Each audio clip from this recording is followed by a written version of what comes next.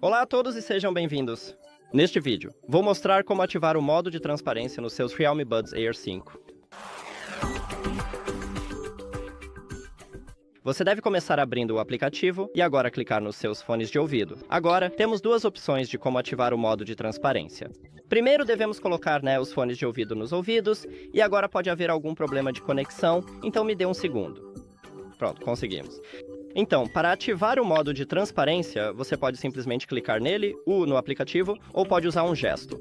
Basta pressionar e segurar nas áreas sensíveis ao toque do seu fone esquerdo ou direito, e você vai alternar para o modo de transparência. Agora deixe-me mostrar para você. Então, estou pressionando e segurando, e como você pode ver, acabei de ativar o modo de transparência. É isso. Obrigado por assistir a este vídeo. Se achou útil, por favor, inscreva-se no canal e deixe um like no vídeo. Isso é muito importante para nós. Até a próxima.